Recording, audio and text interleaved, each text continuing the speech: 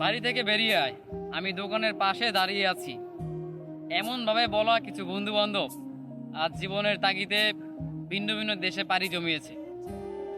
একটা সময় যে বন্ধুরা বলতো যে বাসা থেকে বের হ, আমি তার বাসার সামনে দাঁড়িয়ে আছি।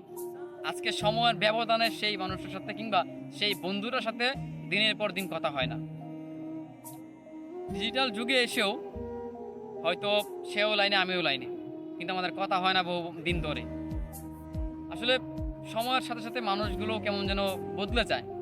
এ দেখেন, আপনার যে বন্ধুরা ছিল, আপনার যে বেস্ট ফ্রেন্ড ছিল, আহ, আমি আজকে ভালোবাসার মানুষকে নিয়ে কথা বলছি না, আজকে শুধু বন্ধুদেরকে নিয়ে কথা বলছি। আপনার যে বন্ধুরা ছিল কিংবা যে বেস্ট ফ্রেন্ডরা ছিল, যার সাথে একটা সময় বহুদিন ধরে কথা হতো, কিন্তু আজকে সময়ের ব্যবধানে তার সাথে আপনার কথা হয় না, দেখা হয় না। আসলে যোগাযোগ ছিন্ন বিচ্ছিন্ন হতেই পারে, তবুও বন্ধুত্ব কমে যায় না। দূরে থেকেও বন্ধুত্বের ভালোবাসায় ভালোবাসা যায়, যদি বন্ধুত্ব সঠিকভাবে টিকে থাকে। আসলে হচ্ছে কি, আমাদের বন্ধুত্ব মানে আমরা আমাদের যে বন্ধুত্ব, বন্ধুত্ব ঠিকই আছে, প্রত্যেকটা মানুষের কাছে বন্ধুত্ব ঠিকই আছে হয়তো, কিন্তু আগের মতো কথা হয় না, এটাই হচ্ছে কি সমস্যা। আগের মতো কথা হয় না, দেখা হয় না, আড্ডা হয় না।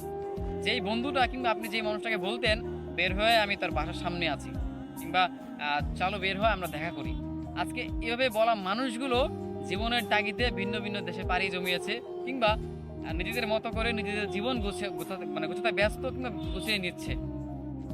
তো আপনি আমি আমরা সেই বন্ধুগুলোর জন্য মিস করি তাদেরকে, অনেক ভাবি যে তারা কোথায় আছে, এখন কেমন আছে, কথাবার্তা হয় না আগের মতো।